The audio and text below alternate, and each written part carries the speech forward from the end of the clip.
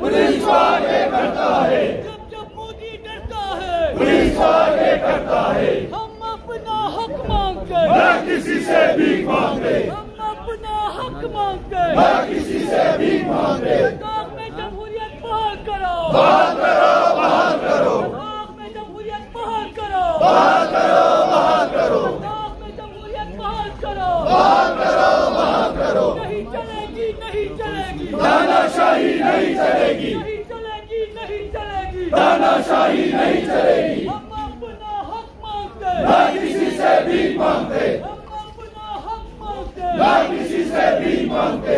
समाजुकी आगे बढ़ो, हम तुम्हारे साथ हैं।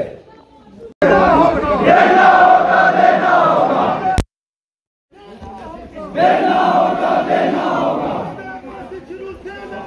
देना होगा, देना होगा, देना होगा, देना होगा। हम तुम्हारे साथ हैं। देखिए, लद्दाखी आवाम बहुत नाराज़ है। पिछले 5 सालों से सड़कों पे है अपने लेजिटिमेट डिमांड्स को लेकर सरकार के गुजार करने के लिए। यहाँ से हमारे जो लीडरान हैं वो दिल्ली चले गए थे, चाहे वो एपेक्स बॉडी के लीडर्स हों, हमारे KDA के लीडर्स हों और लद्दाख के मशहूर इन्वायरमेंटलिस्ट सुदम वांगचुक हो। उन सब को जो है पीसफुल तरीके से अपने डिमांड को रखने का भी मौका नहीं दिया गया। Right to expression of freedom and speech पे जो है उसकी धज्जियाँ उड़ा दिया गया, जिस पे हमें कानून जो है, आइन जो है गारंटी देता है कि हिंदुस्तान के जैसे जमहूरियत में आप अपने जो भी कंसर्न्स है, जो भी प्रॉब्लम्स है, उनके ऊपर आप खुल के बोल सकते हैं, जो है कर रहे हैं। हम गवर्नमेंट से अपील करते हैं कि जल्द जल्द हमारे लीडरों को रिहा किया जाए। अगर वो बहुत जल्द 24 घंटे के अंदर हमारे लीडरों को रिहा करने में नाकाम हो जाता है तो लद्दाख जो है जल जाएगा। उसके लिए मरकज़ी सरकार डायरेक्टली जिम्मेदार होगा। बल्कि ये पूरे लद्दाख की आवाम को अरेस्ट किया है, उनकी आवाज़ को अरेस्ट किया है, उनकी उमंगों को अरेस्ट किया है, उनके ख्वाबों को अरेस्ट किया है, उनकी आरजुओं को अरेस्ट किया है। ये सिर्फ 150 लोगों को नहीं दबाया गया है बल्कि पूरी लद्दाख की आवाम को दबाया गया है। तो ये निहायत ही शर्मसार करने वाला दिन है कि पुरअमन लोग जो हाथों में तिरंगा लिए अपनी बात को पूरे देश के सामने रखने के लिए गांधी जयंती के दिन दिल्ली में जाने वाले थे, उनको बॉर्डर पे ही रोका जाता है, जिनको जगह जगह इस्तकबाल किया जाता है, लेकिन बॉर्डर पर दिल्ली पुलिस उनका लाठियों से, डंडों से और हथकड़ियों से उनका इस्तकबाल करती है। तो ये सोचने वाला मरहला है कि आखिर ऐसा क्या है। हुकूमत को ये बता देना चाहिए कि आखिर इन्होंने इन 150 अफराद को, जिसमें हमारे KDA और एपेक्स के तमाम लीडर्स मौजूद शामिल हैं, उनको क्यों अरेस्ट किया है, इनसे क्या ख़तरा है, इनकी किस बात से ख़तरा है, इनके किस नारे से ख़तरा है। हम इतना जानते हैं कि ये जो 150 लोग जो पूरे लद्दाख की नुमाइंदगी करते हुए दिल्ली गए हैं, ये हिंदुस्तान की जमहूरियत में हम लद्दाख की आवाम के हिस्से को सुनिश्चित करने के लिए और लद्दाख हिंदुस्तान की जमहूरियत को मजबूत करने के लिए गए थे। आखिर जमहूरियत से और जमहूरी हुकूक से हुकूमत को खौफ और किसी तरह का ख़तरा नहीं होना चाहिए। देखिए, एक हमारा संवैधानिक की हमें एक अधिकार है कि भारत के संविधान ने हमें ये पूरा अधिकार दिया हुआ है कि हम किसी भी जगह अपना एक शांतिपूर्वक अपना कोई भी बात रख सकते हैं। पर जिस तरीके से कल केंद्र सरकार ने, जिस तरीके से दिल्ली पुलिस ने हमारे लद्दाख के जितने भी लीडर्स हैं, खासकर उसमें सुदम वांगचुक साहब, बाकी जितने भी लीडर्स एपेक्स बॉडी और KDA के, और उनके साथ जितने भी यात्री थे, उनको जिस तरीके से डिटेन किया हुआ है अलग अलग थाने में ले जाकर, ये संविधान के पूरी तरीके से खिलाफ है। अगर आने वाले ऐसे हालात चलते रहेंगे जहाँ पर लद्दाख एक शांतिपूर्वक राज्य है, जहाँ के लोग बहुत शांति स्वभाव रखते हैं, शांत स्वभाव के लोग हैं, अगर उनकी बात नहीं मानेंगे तो मुश्किल हो जाएंगे आगे के लिए। और ये कि केंद्र सरकार के ऊपर लद्दाख का जो लोगों का एक उम्मीद है, जैसे एक आशा कहते हैं, वो टूट जाएगा आहिस्ते आहिस्ते। हम एज ए यूथ, जितने भी यूथ है, हम एक सरकार से उम्मीद लगा रहे थे कि आने वाले वक्त में एक अच्छा उज्ज्वल भविष्य तैयार करे, लेकिन वो उज्ज्वल भविष्य अभी धूमिल नज़र आ रहा है। ले सरकार को चाहिए कि हमारे लीडर्स को वहाँ से थाने से निकाल कर अपने साथ बैठा कर बात करें, तब जब बात करने के बाद पता जितने भी हमारे मुद्दे हैं उनके ऊपर बात हो जाएंगे तो कुछ क्लियर हो जाए। जाएगा। अगर ऐसे चलता रहेंगे तो ये आगे के लिए जो भविष्य आ रहे, खासकर यूथ के लिए, हमारे लिए, अब हमारे जितने बाद जो जनरेशन आएगा उनके लिए एक धूमिल है, नज़र कुछ नहीं आएगा। एक प्रोटेस्ट है, जैसे कि आपको पता है हमारे जो रहनुमा है वो दिल्ली चले गए हैं। यहाँ से पैदल इतने मुसाफत 700 किलोमीटर का सफ़र तय करके जब वो दिल्ली पहुँच गए, जो ही दिल्ली बॉर्डर पर पहुँच गए तो दिल्ली पुलिस ने उन्हें डिटेन किया।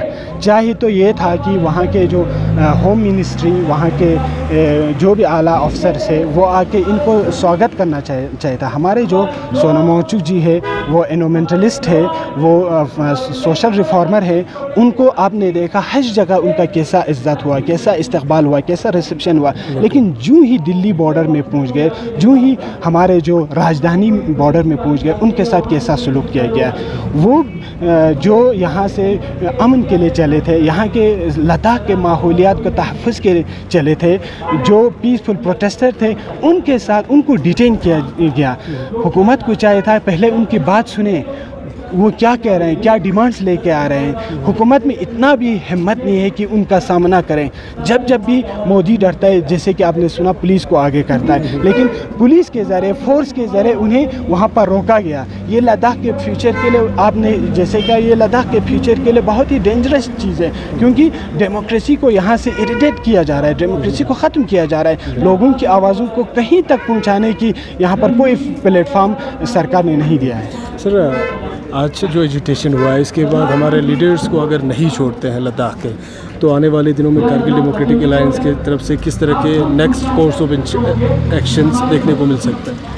जी, ये हमारे जो कारगिल डेमोक्रेटिक अलायंस है, जो ही इनकी तरफ से कोई फैसला आता है, कोई इनकी तरफ से रद्द-ए-अमल आता है, एज ए रिप्रेजेंटेटिव ऑफ अंजुमन साहिब-जमान मैं ये आश्वासन दिलाऊंगा कि जो ही KDA का कोई भी कोर्स ऑफ एक्शन आता है, जैसे कि आपने कल देखा, कल जब KDA की तरफ से, नासिर मिर्ची की तरफ से बंद कॉल आया, अंजुमन साहिब-जमान सबसे पहला ऑर्गेनाइजेशन था जिसने इस पर रिस्पॉन्स किया, इस पर रिएक्ट किया और कॉल बंद को सपोर्ट किया। और साथ ही जो दिल्ली में हमारे नेताओं को जो इलीगली डिटेन किया, उस पर हमने कंडमेशन किया। तो ओवरऑल जो ही KDA का कोई भी फैसला आता है, अंजुमन साहिब-जमान हमेशा उनके साथ है।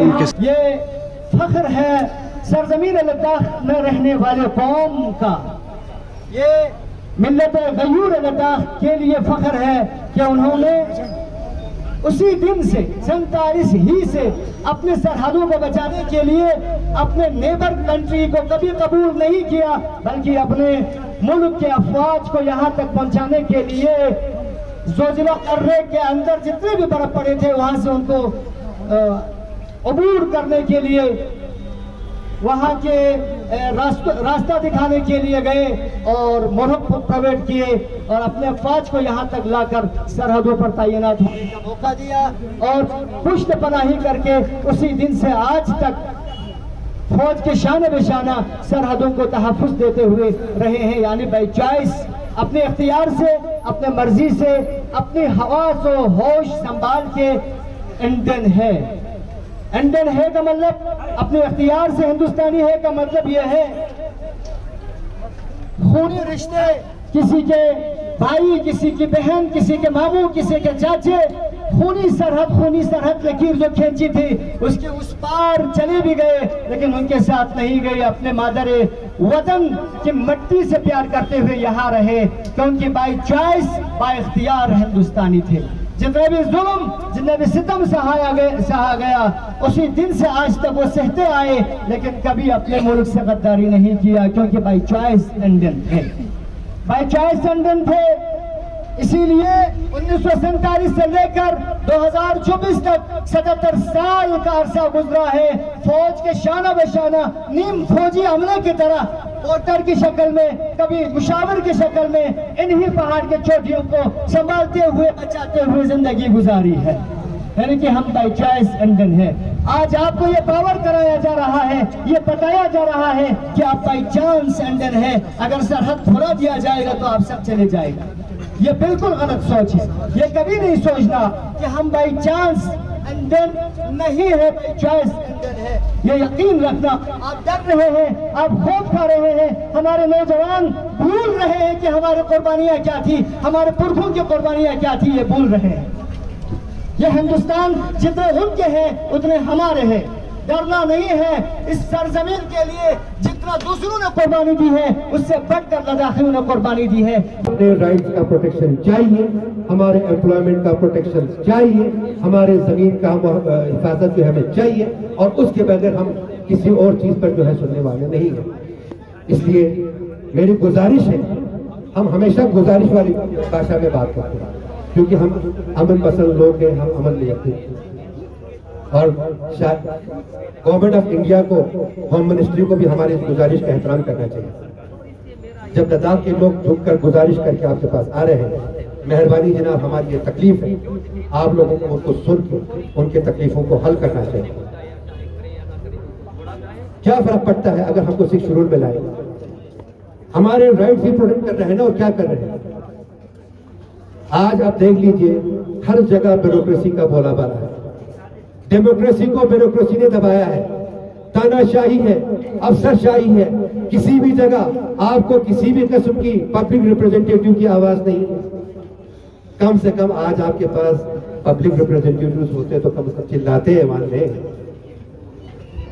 आज तक हमारा रियासत जम्मू कश्मीर में कुछ भी होता था, हमारे नुमाइंदे चिल्लाते थे, वहां से जो उनका अजाला होता था। आज किसको बोलेंगे आप?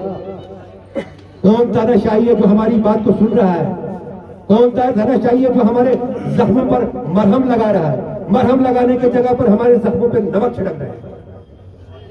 इसलिए सरकार को चाहिए कि हम आज 150 करोड़ हिंदुस्तानियों से ये कहने आए हैं, इन सरहदों को बचाने वाले लद्दाख की आवाम ये कहने आई है कि हिंदुस्तानों, तुम लोगों ने ये क्या गलती की? किसको चुन के सरकार किसके हाथ में थमा दिया, किसको सरकार की गद्दी पे बैठा दिया? उन कुर्बानी देने वालों को आज सड़कों पे बैठा दिया है।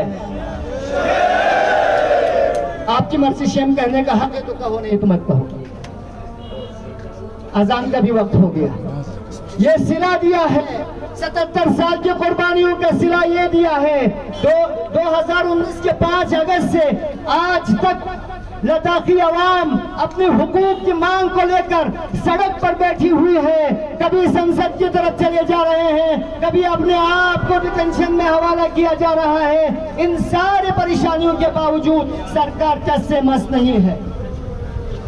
इसलिए आज ये कहने आए हैं, 150 करोड़ हिंदुस्तानियों बेदार हो जाओ। इस सरकार ने कभी किसानों को सताया, कभी नौजवानों को सताया, कभी खेल खेलने वाले खिलाड़ियों को सताया, और लद्दाखियों को तो 5-6 साल से सताते आई है। और आज देखिए क्या हाल किया।